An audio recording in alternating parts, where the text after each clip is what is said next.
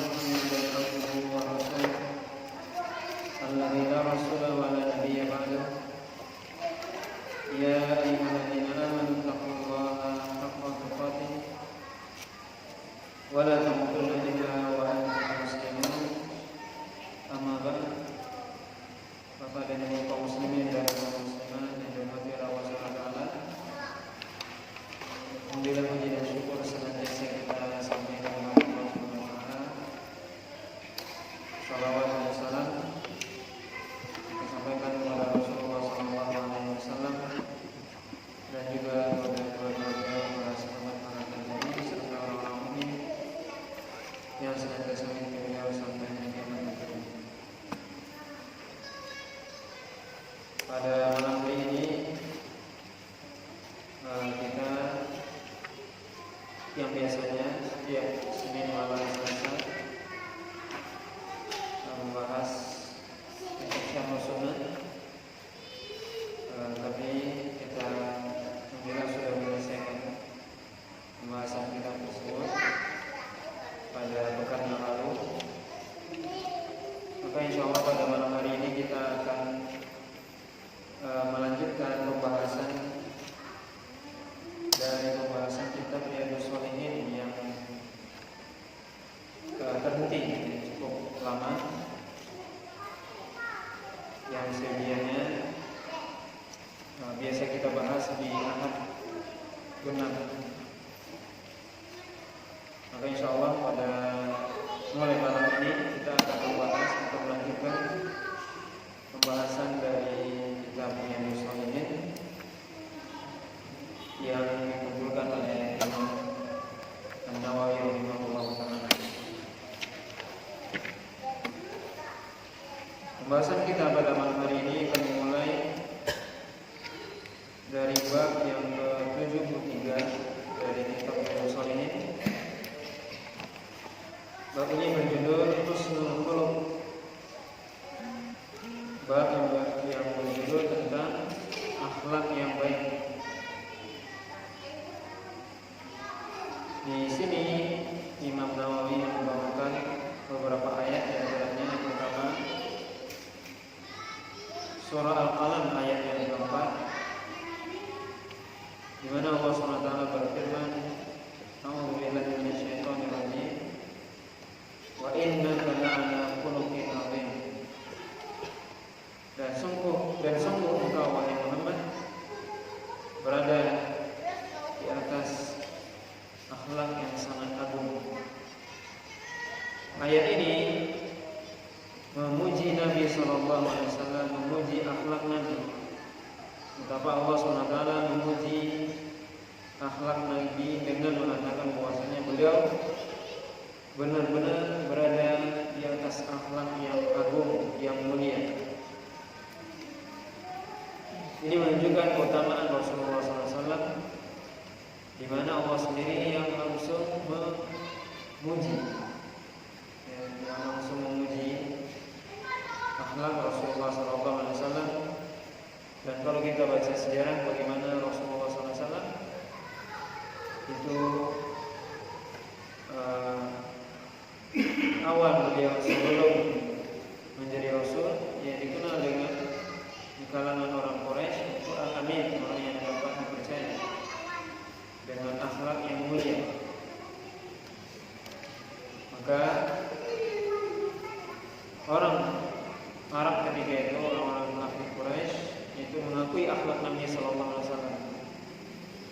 Bahkan ketika terjadi banjir yang menghanyutkan atau yang memindahkan, menggeser posisi Hajar Aswad, kemudian Nabi SAW ketika itu yang menjadi penengah di antara suku Quraisy, di mana siapa yang berhak untuk mengangkat Hajar Aswad kembali ke tempatnya.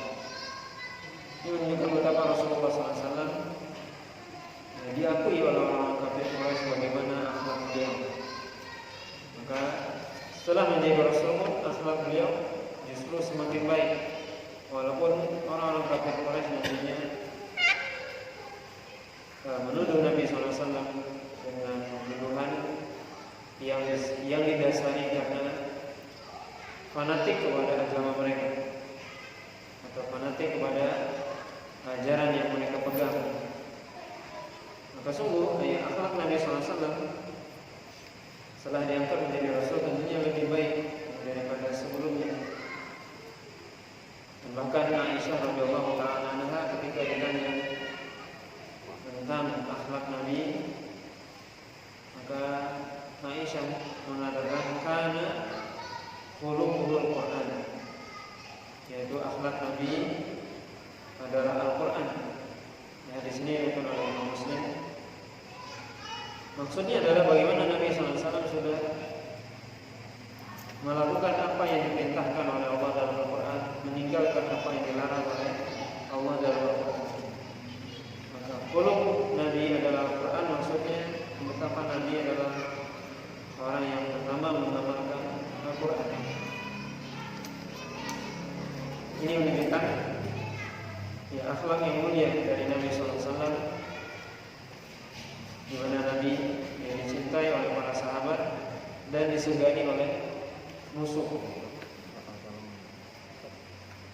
Kemudian ayat yang kedua yang dibawakan oleh Imam Nawawi adalah firman Allah SWT dalam surah Al-Imran ayat 134. Wal kadhibina al-ghaidha wal 'afina 'anil nas, yaitu orang-orang yang mereka menahan amarahnya dan memaafkan manusia. Ayat ini bercerita tentang sifat orang-orang yang bertakwa kepada Allah SWT, di mana di antara sifat orang yang bertakwa adalah mereka mampu menahan amarahnya. Ketika dia marah, dia tahan, tidak dia lampiaskan. Dia tahan, kemudian dia maafkan orang yang melakukan kesalahan kepada dia. Maka ini sifat orang-orang yang bertakwa kepada Allah SWT.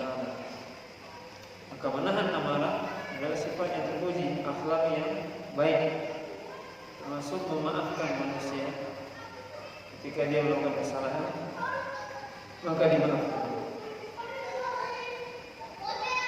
Kemudian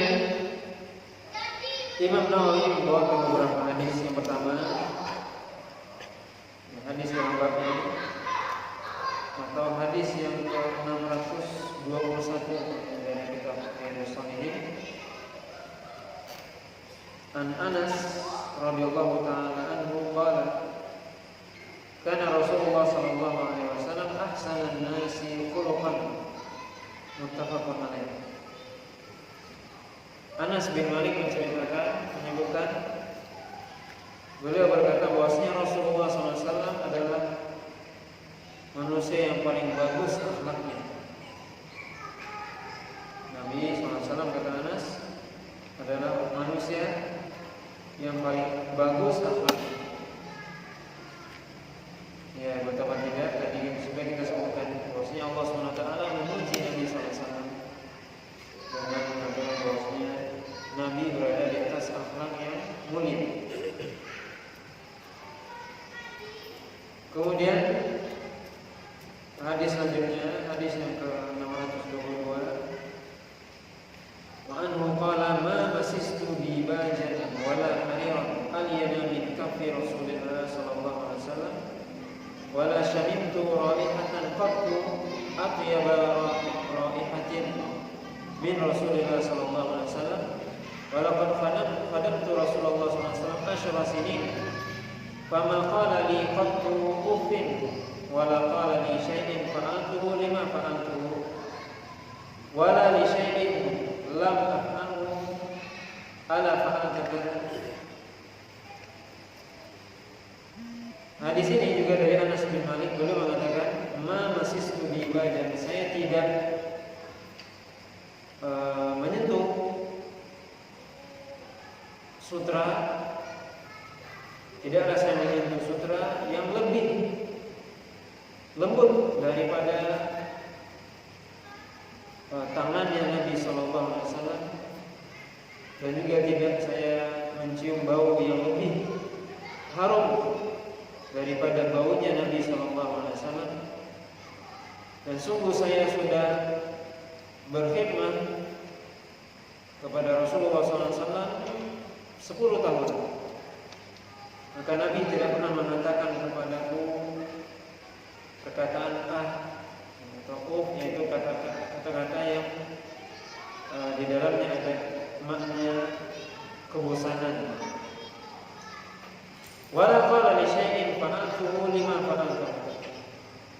Dan beliau juga tidak mengatakan kepadaku terhadap sesuatu yang aku sudah kerjakan. Beliau tidak pernah mengatakan kenapa kamu melakukan ini. Wala li syai'in lam af'alhu ala fa'altaka. Juga beliau tidak pernah mengatakan terhadap sesuatu yang belum aku lakukan, kenapa kamu tidak melakukan ini. Hadis diriwayatkan oleh Imam Bukhari dan Muslim. Di sini bisa kita lihat bagaimana Anas bin Malik menceritakan kepada kita bagaimana beliau berkhidmat kepada Rasulullah SAW, membantu di rumah Nabi SAW 10 tahun. Karena Nabi SAW ketika pertama kali datang ke Madinah, maka datang ibunya Anas yaitu Ummu Sulaim datang kepada Nabi SAW dan mengatakan kepada Nabi, wahai Rasul, ini anak saya Anas. Saya serahkan kepada engkau untuk membantu anda, untuk membantu kebutuhan anda. Apa yang anda perlukan, suruh dia. Itu kata Ummu Sulaim, ya, seorang sahabiah yang penuh berkah, yaitu Ummu Sulaim, dan salah seorang sahabiah yang utama. Maka Anas berada di rumah Nabi SAW membantu apa yang dibutuhkan oleh Nabi. Itu 10 tahun, dan ketika itu Anas masih kecil, lebih kurang umurnya mungkin 9-10 tahun, belum balik. Anas ketika membantu di rumah Nabi belum balik. Ya, awal beliau di sana sekitar umur 9-10 tahun ketika pertama kali datang kepada Nabi SAW. Kemudian Anas menceritakan Nabi tidak pernah memperlihatkan atau mengatakan satu perkataan yang menunjukkan kebosanan. Itu kata-kata itu artinya menunjukkan ya kata ayat artinya bosan atau kecewa dan sebagainya. Kemudian beliau mengatakan bahwasanya Nabi tidak pernah mengatakan kepadaku atau tidak pernah mengatakan terhadap suatu pekerjaan yang sudah aku lakukan, kenapa kamu lakukan begini? Misalnya Anas melakukan suatu pekerjaan yang sudah dia lakukan, Nabi tidak pernah mengatakan kenapa kamu melakukan begini. Atau terhadap satu perbuatan yang belum aku lakukan, kenapa kamu tidak melakukannya seperti ini? Ini menunjukkan kepada kita bahwa Nabi SAW bagaimana akhlak beliau kepada Anas, yang Anas sendiri adalah pembantunya atau yang berkhidmat kepada Nabi SAW di rumahnya. Tapi tidak pernah Nabi menyuruh Anas membantunya, tapi Nabi tidak pernah menyuruh. Ini bisa kita lihat bagaimana ya, Rasulullah SAW berakhlak ya, kepada para sahabat, dan itu kepada Anas yang masih kecil. Ya, Anas ketika itu masih kecil. Hadis ini juga menunjukkan atau memberikan faedah kepada kita agar kita selalu menjaga kebersihan, dan juga ya dianjurkan untuk memakai wangi-wangian. Ini seperti disebutkan oleh Anas bahwasanya Nabi itu tidak ada yang pernah cium bau yang lebih harum kecuali dari baunya Nabi Sallallahu Alaihi Wasallam. Kemudian faedah dari hadis ini juga bisa kita lihat bagaimana Anas yang masih kecil, beliau termasuk sahabat yang boleh kita katakan cerdas, pintar.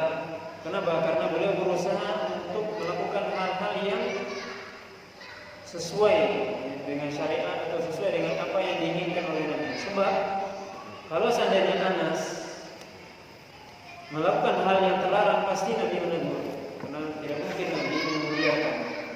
Jadi hadis ini juga memberikan dari satu sisi akhlak Nabi SAW kepada Anas. Nabi tidak pernah menyuruh pembantunya, tidak pernah menyuruh. Di sisi lain, Anas orangnya paham, dia cerdas, dia tahu apa yang dibutuhkan oleh Nabi, dia siapkan tanpa disuruh, dia kerjakan. Ini paham, ini anak yang cerdas dan tidak melanggar syariat. Sebab sekali lagi, kalau seandainya Anas melanggar syariat, pasti ditegur oleh Nabi SAW langsung. Tidak mungkin Nabi biarkan, sebagaimana dalam hadis yang diriwayatkan oleh Imam Bukhari dan Muslim juga dari Amr bin Abi Salamah, yang dia ketika itu adalah makan bersama Nabi SAW, yang dia ketika itu masih kecil, kemudian tangannya mengacak-acak makanan. Itu mengacak-acak makanan itu ada, Nabi langsung tegur. Itu masih kecil, ditegur oleh Nabi SAW yang mengacak-acak makanan. Ini kita lihat bagaimana Anas orang yang sangat pintar, cerdas. Ya, begitu juga ibunya. Bagaimana beliau tidak pernah disuruh oleh Nabi. Kenapa tidak pernah disuruh? Karena beliau tahu, paham apa yang dibutuhkan, apa yang dibutuhkan. Jadi tidak perlu disuruh. Tahu apa yang dimaksudkan, apa yang diperlukan. Nah, ini kita lihat keutamaan Anas bin Malik, sahabat Nabi SAW. Makanya beliau salah seorang sahabat yang diberkahi oleh Allah SWT dengan keturunan yang banyak. Kemudian juga diberkahi dengan banyaknya beliau salah satu sahabat yang meriwayatkan banyak hadis dari Nabi SAW. Kemudian hadis selanjutnya, hadis yang ke-623, An Sa'ab ibni Jathamah radhiyallahu ta'ala anhu qala ahdaitu Rasulullah sallallahu alaihi wasallam himaran wahsyiyan faradahu alayya falamma ra'a ma fi wajhi qala inna lam naruddahu alayka illa anna qurun. Muttafaqun. Dari Sa'ab ibn Jathamah, salah seorang sahabat, beliau mengatakan, saya memberikan hadiah kepada Nabi SAW berupa himar, keledai wahsyian yang buas, yaitu keledai yang sudah disembelih, maksudnya untuk dimakan. Faraddahu alayya, Nabi SAW menolaknya, mengembalikannya kepada saya. Maka ketika beliau melihat berubahnya raut wajah saya, kata Jathamah, beliau Nabi SAW langsung mengatakan, inna lam naruddahu alaika illa annana hurmun. Kami tidaklah menolak hadiah ini kecuali kepada engkau, atau mengembalikan hadiah ini kepada engkau, kecuali karena kami sedang ihram. Maka hadis ini sebenarnya kisah bahwasanya ada seorang sahabat yang namanya Sa'ab bin Jathamah yang dia berburu keledai yang buas, yang liar. Kita tahu bahwasanya keledai yang liar atau keledai hutan itu halal dimakan, sedangkan keledai yang jinak yang digunakan untuk tunggangan haram dimakan. Maka beliau berburu, kemudian beliau memberikan, setelah disembelih dihidangkan kepada Nabi SAW dan para sahabat ketika itu. Sedangkan beliau Nabi SAW sedang ihram, yaitu sedang ihram untuk haji wada. Maka beliau kemudian menolak hadiah tersebut. Kemudian beliau mengatakan, kami tidaklah menolak kecuali kami dalam keadaan ihram. Apa faedah dari hadis ini? Pertama, faedah dari hadis ini bahwasanya halal untuk makan himar yang liar, itu halal hukumnya. Sedangkan sebaliknya himar yang jinak yang dipakai untuk tunggangan maka haram untuk dimakan. Yang kedua, faedah dari hadis ini dianjurkannya kita untuk menerima hadiah. Jadi kalau ada seorang memberikan hadiah kepada kita, kita terima, tidak kita tolak. Nabi SAW selalu menerima hadiah. Tidak pernah Nabi SAW menolak. Jadi kalau ada yang memberi kepada kita hadiah, terima. Ya, tidak kita tolak. Maka Nabi SAW tidak pernah menolak hadiah. Adapun beliau menolak pada kesempatan kali ini, beliau menjelaskan kenapa sebabnya. Sebabnya adalah karena beliau sedang ihram, menunjukkan bahwasanya para ulama menjelaskan orang yang sedang ihram, baik itu dalam keadaan ihram untuk umrah ataupun haji, maka mereka tidak boleh memakan daging buruan. Kalau seandainya semata-mata hewan buruan itu diburu untuk mereka, semata-mata untuk mereka. Tapi kalau seandainya diburu untuk seseorang yang dia tidak ihram, dia buru untuk dirinya sendiri, kemudian lewat orang yang ihram, kemudian dia beri hadiah, maka itu dibolehkan. Jadi yang dilarang itu adalah seseorang yang memburu hewan itu semata-mata untuk orang yang ihram, maka ini tidak dibolehkan. Itulah yang ditolak oleh Nabi SAW, karena ini termasuk larangan bagi orang yang sedang ihram. Maka kemudian faedah juga dari hadis ini, Nabi SAW ya selalu menerima hadiah. Jadi ketika sahabat ini hadiahnya ditolak, maka beliau berubah wajah. Artinya apa?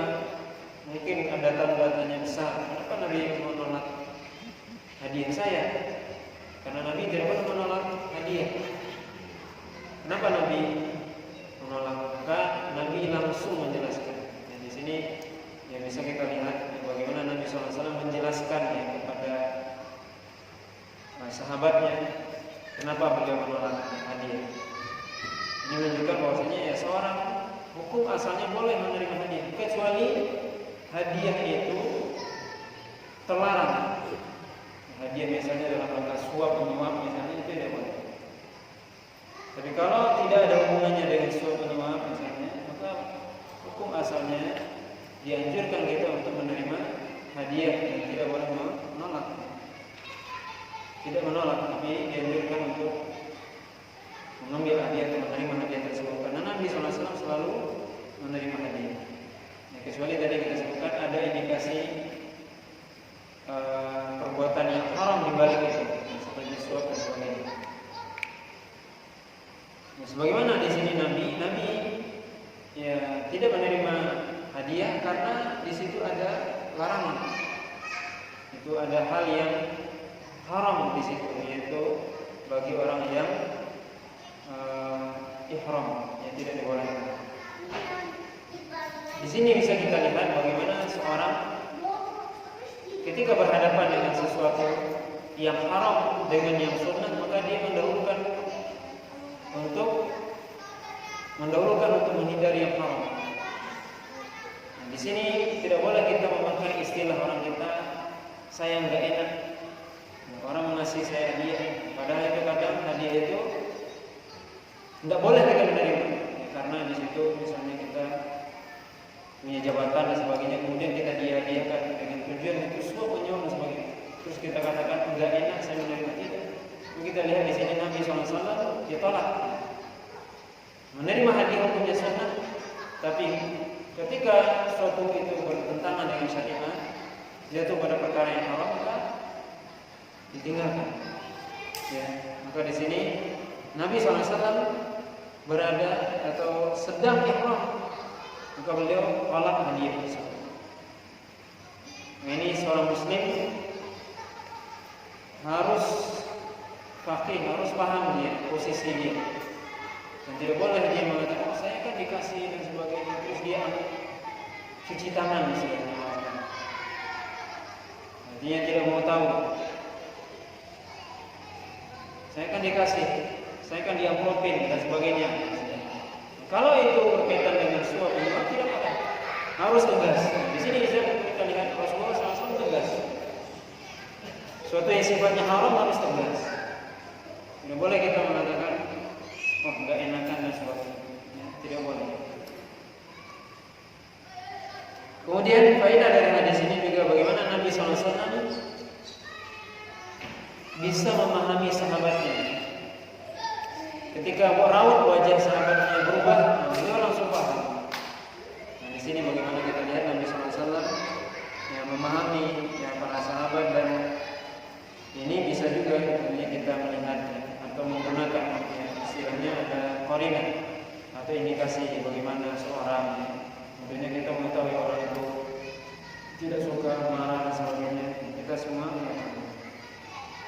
artinya kita berbuat sesuatu itu, kita juga bisa melihat bagaimana indikasi ataupun keadaan orang tersebut.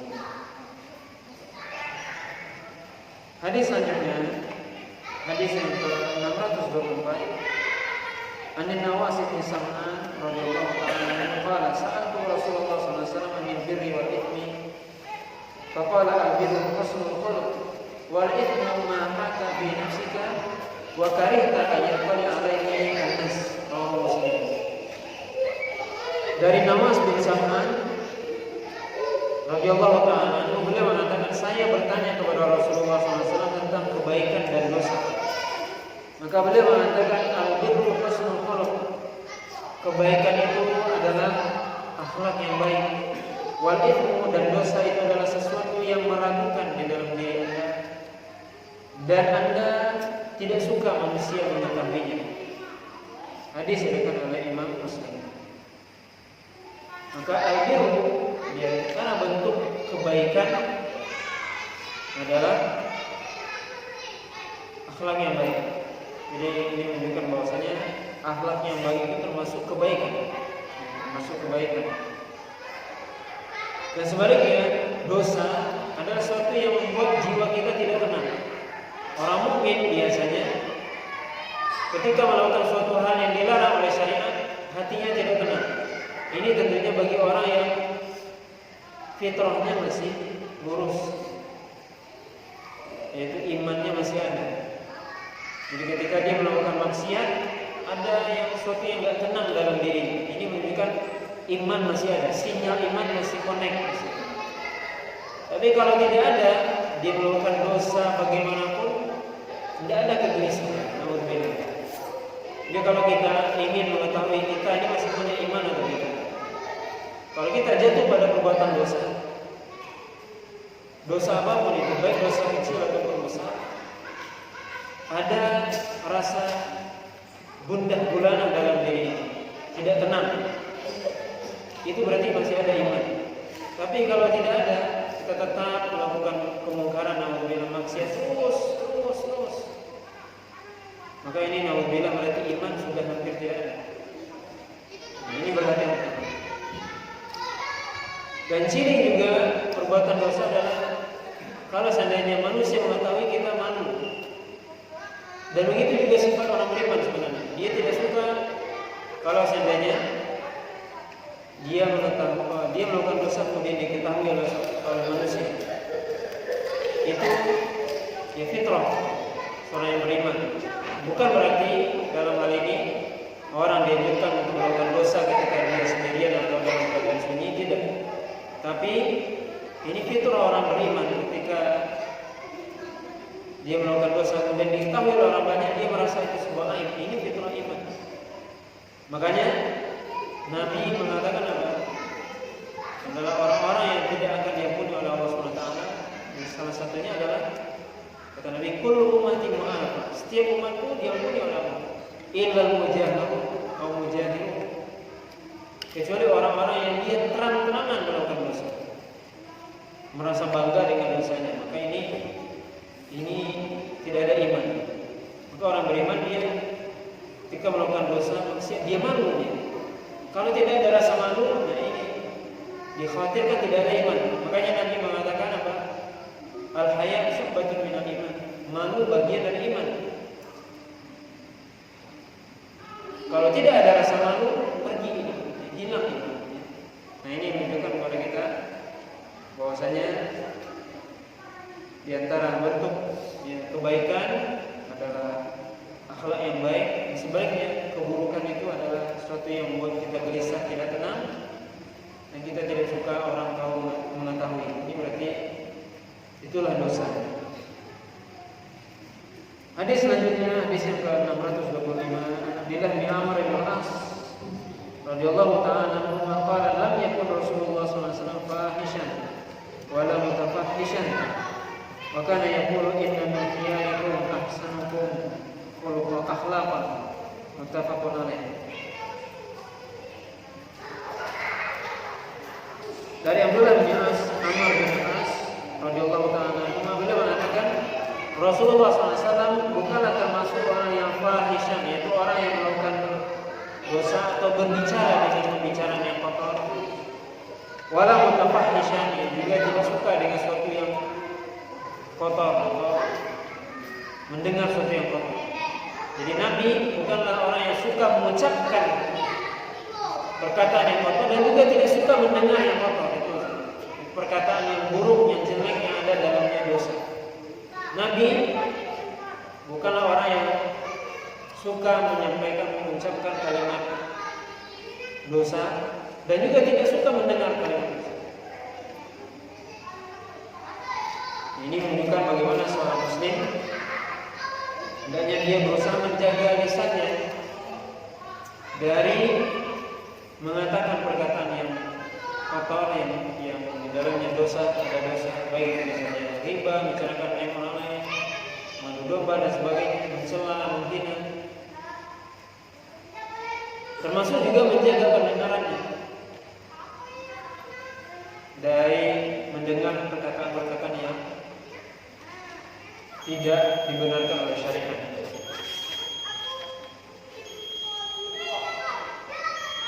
Hadis selanjutnya, hadis yang ke-626, An Abi Darda radhiyallahu ta'ala anhu anna Nabi sallallahu alaihi wasallam qala ma min syai'in athqalu fi mizanil mu'min yawm al-qiyamah min husnil khuluq wa inna Allaha yubghidul fahisha al-badi. Rawahu Tirmidzi wa qala haditsun hasanun sahih. Dari Abi Darda radhiyallahu ta'ala anhu bahwasanya Nabi sallallahu alaihi wasallam mengatakan tidak ada satu hal yang berat timbangannya bagi seorang mukmin nanti di akhirat, ya, yang lebih berat daripada akhlak yang baik. Dan Allah SWT sangat membenci atau memurkai yaitu al-fahish al-badi, yaitu tadi orang yang mengatakan dengan perkataan yang kotor, yang buruk, yang di dalamnya ada dosa. Di sini kita lihat, kita dengar bahwasanya Nabi SAW mengatakan bahwasanya akhlak yang baik itu bisa memberatkan timbangan kebaikan seorang mukmin. Ya, akhlak yang baik itu memberatkan timbangan amal kebaikan seorang muslim di akhirat nanti. Dan Allah tidak suka orang yang mengatakan dalam perkataannya perkataan yang kotor, yang keji, yang di dalamnya ada dosa. Hadis selanjutnya, hadis yang ke-627, An Abi Hurairah radhiyallahu ta'ala anhu qala su'ila Rasulullah sallallahu alaihi wasallam an aktsari ma yudkhilun nas al-jannah. Qala taqwallahu wa husnul khuluq. Wa su'ila an aktsari ma yudkhilun an-nas an-nar. Fa qala al-fahm wal faraj wa Tirmidzi wa qala haditsun hasanun sahih. Dari Abi Hurairah radhiyallahu ta'ala anhu, beliau berkata bahwasanya Rasulullah SAW ditanya tentang apa saja atau amalan apa yang bisa menyebabkan seorang masuk ke dalam surga. Yang amalan itu membuat banyak orang masuk ke dalam surga melakukan amalan tersebut. Apa itu? Nabi mengatakan bertakwa kepada Allah dan berakhlak yang mulia. Kemudian Nabi juga ditanya dengan sebaliknya, amalan yang menyebabkan seorang masuk dalam neraka, yaitu amalan ini menjadi penyebab banyaknya seseorang, banyaknya manusia jatuh ke dalam neraka. Apa itu? Kata Nabi ada dua, yaitu al-fam wal faraj, yaitu artinya mulut dan kemaluan. Maksudnya apa mulut? Yaitu orang yang berbicara dengan pembicaraan yang kotor, yang di dalamnya ada dosa, maksiat dan sebagainya. Al-faraj kemaluan maksudnya dia tidak menjaga kemaluannya, jatuh pada perbuatan zina dan sejenisnya.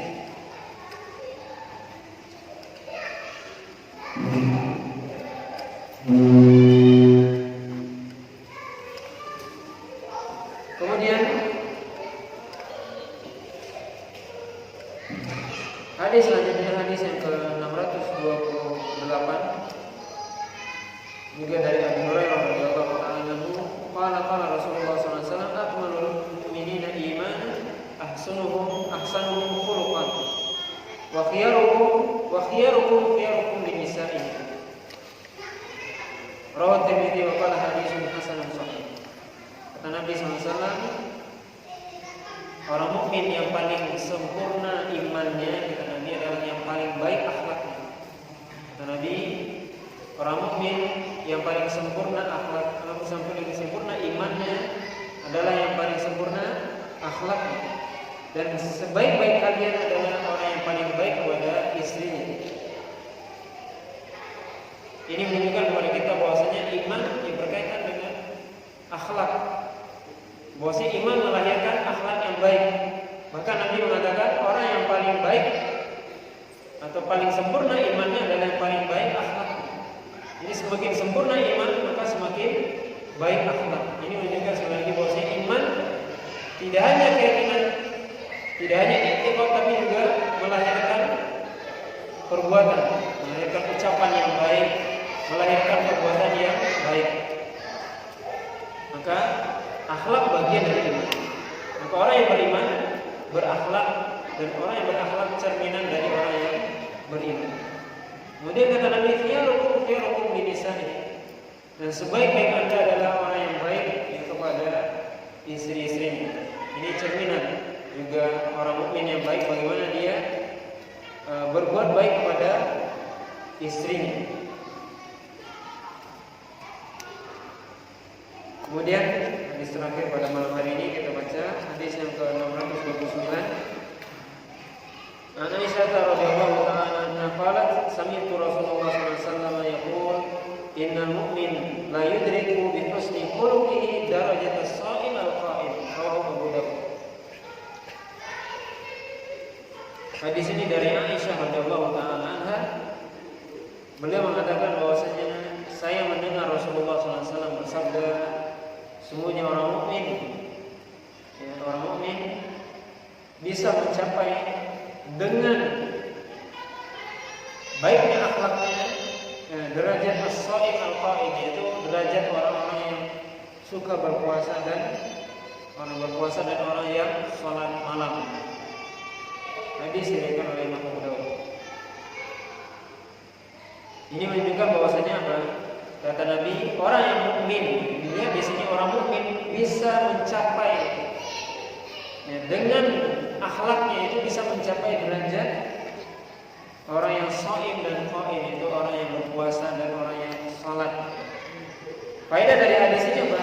Menunjukkan bahwasanya orang yang amalannya besar, yang utama di antaranya adalah salat dan puasa. Salat dan puasa amalan yang sangat besar. Dan amalan itu bisa dicapai, artinya orang-orang yang mereka suka berpuasa, puasa sunnah, atau orang yang salat malam, bisa dicapai oleh orang mukmin dengan baik akhlaknya. Nah, di sini kita melihat, di sini innal mu'min, kata dia, orang yang beriman. Ini menafikan sebagian statement sebagian orang mengatakan bahwasanya yang penting baik akhlaknya, jadi enggak perlu ibadah. Nabi mengatakan tidak, innal mu'min, orang beriman. Yang dikatakan beriman dengan Nabi beribadah. Darajat as-sha'im al-qa'im maksudnya adalah orang yang berpuasa sunnah dan berpuasa atau sholat sunnah. Maka bukan berarti sebagian orang yang mengatakan bahwasanya yang penting akhlaknya baik walaupun nggak sholatnya. Tidak, ini nggak benar. Ini salah. Sholat yang wajib harus dikerjakan karena itu yang lebih utama. Ya. Maka kesempurnaan orang yang sholat setelah dia menjaga yang wajib, maka dia berusaha menjaga akhlaknya.